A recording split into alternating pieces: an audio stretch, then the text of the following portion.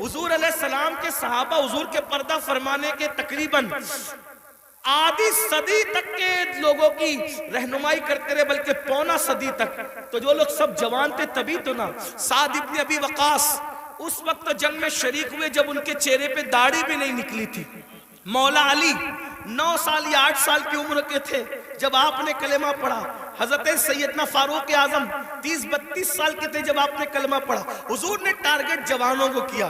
اس لیے میرا بھی دلچسپی کا عنوان میری قوم کے جوان ہے. مجھے پتا ہے جب کوئی جوان سدھرے گا انقلاب آئے گا، بلکہ جوان سدھرے گا تو بڈھے اور بچے دونوں سدھر جائیں گے. کیوں؟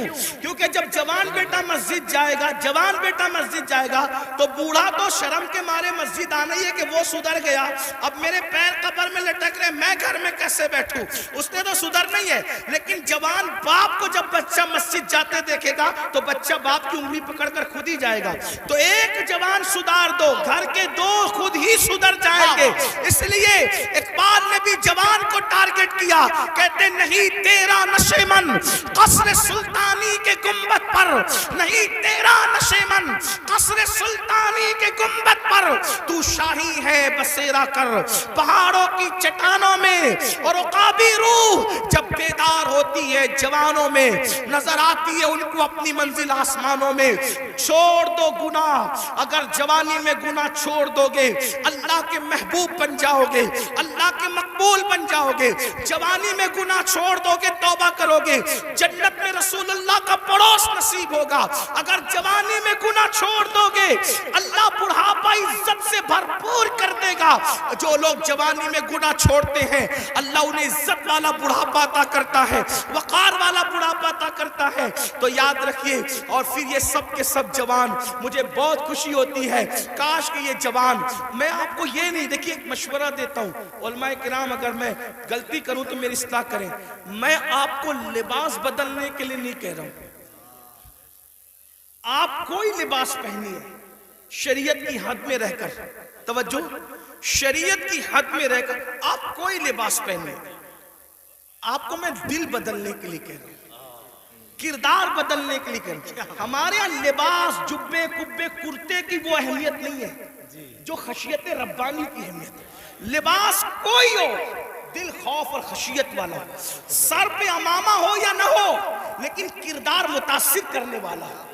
کھانے سے پہلے آپ کی طبیعت میں نمک چکھنے اور نہ چکھنے کی طرف دلچسپی ہو یا نہ ہو. میں سنت کو حقیر نہیں سمجھ رہا ہوں، واللہ کبھی نہیں، لیکن آپ سے کہہ رہا ہوں آپ کی طبیعت میں کھانے سے پہلے نمک چکھنے پہ دلچسپی ہو یا نہ ہو، لیکن عشق رسول کی لذت کی طرف آپ کی دلچسپی ضرور ہونا چاہیے.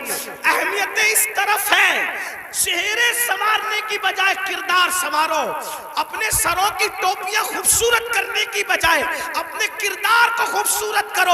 اگر کوئی 2 گھنٹہ بس میں تمہارے بازو میں سفر کر لے تو وہ کتنا بھی کٹر متعصب ہو، اس کی فکر بدل جانا چاہیے.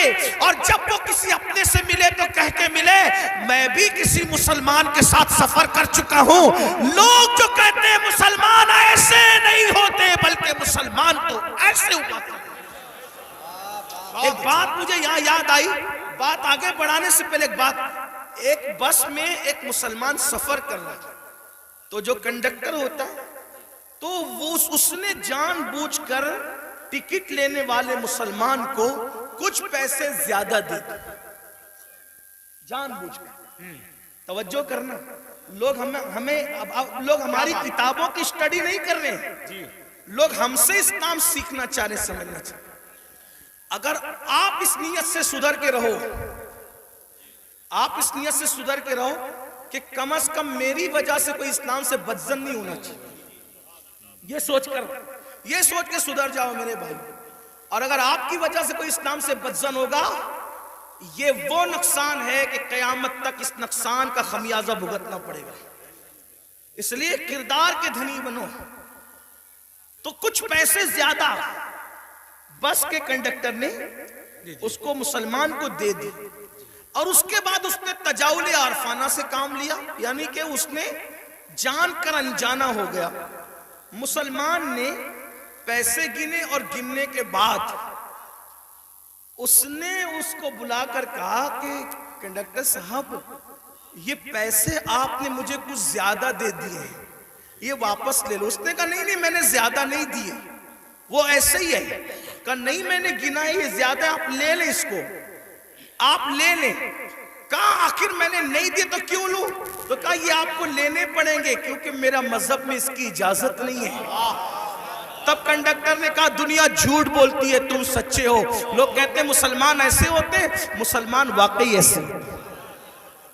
میرے بھائیوں ایک دور تھا، دنیا کے کوئی بھی مذہب کا آدمی اگر سفر کرنا چاہتا تھا اور اپنی بیٹی کو اور اپنی بیوی کو اکیلے چھوڑ کے جانا چاہتا تھا تو وہ مسلمان ڈھونڈتا تھا کہ مسلمان کے پاس چھوڑ کے جاؤں گا، کیونکہ یہ مسلمان ہے، یہ کسی کی عورت پر ہاتھ نہیں ڈال سکتا۔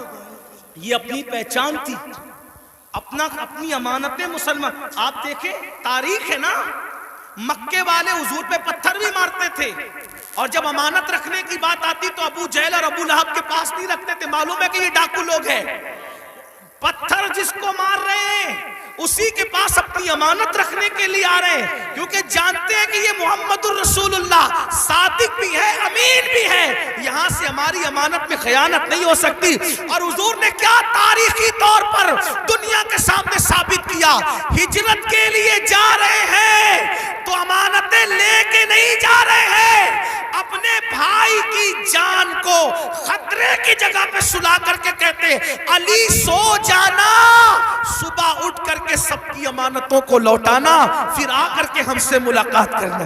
دیکھ رہے ہیں آپ، یہ ہوتا ہے کردار، یہ ہوتا ہے اسی لیے بدر میں جو کافر آئے تھے مکے کے گنڈے، وہ حضور سے آنکھیں نہیں ملا سکے۔ کیوں؟ کیونکہ حضور ان کی امانتیں لے کر نہیں بلکہ امانتیں ادا کر کے بتایا کہ دشمن جان کا دشمن بھی ہو اس کی امانت میں بھی خیانت مت کرو۔ اور آج تو مسلمان کا حال یہ، لوگ مسجد مدرسے کی رقم آج نہیں چھوڑنا چاہتے، یہ حالات ہیں۔ سب ایسے نہیں ہوتے، لوگ جو ہے وہ ابھی سننے میں آتا ہے حج کا پیسہ لے کے بھاگ گئے، عمرہ کا پیسہ لے۔ مسلمانوں کچھ تو خیال کرو، حج عمرہ کا پیسہ لوگ جو روپیہ 2 روپیہ جوڑ کر کے، غریب لوگ کیسے جوڑتے ہیں، لوگ لے کر کے بھاگ جاتے۔ سوچو تو صحیح نا، انداز تو کریں، کتنا گرے گا انسان، کوئی حد ہے گرنے کی۔ ایک وقت تو وہ تھا اور ایک وقت یہ ہے۔ لوگ امانتیں ہمارے پاس رکھتے تھے، بیویاں بچیاں ہمارے پاس چھوڑ جاتے تھے، یہ خیانت نہیں کریں گے۔ اور آج مسلمانوں کے محلوں میں لوگ گھر نہیں لیتے، یہ حال ہے۔ تو چلے بات کو میں سمیٹ رہا تھا، کیا عرض کر رہا تھا کہ حضور کی تمنا تھی کہ دہیہ کلبی مسلمان ہو جائے، کیونکہ دہیہ قبیلے کے سردار تھے۔ حضور نے دعا بھی کی، اللہ تعالیٰ دہیہ کو ایمان کی دولت عطا۔ دہیہ آئے تھے بڑے خوبصورت، دہیہ کلبی جب آئے تو حضور نے ان کی تالیف قلبی کے لیے چادر بچھا دی۔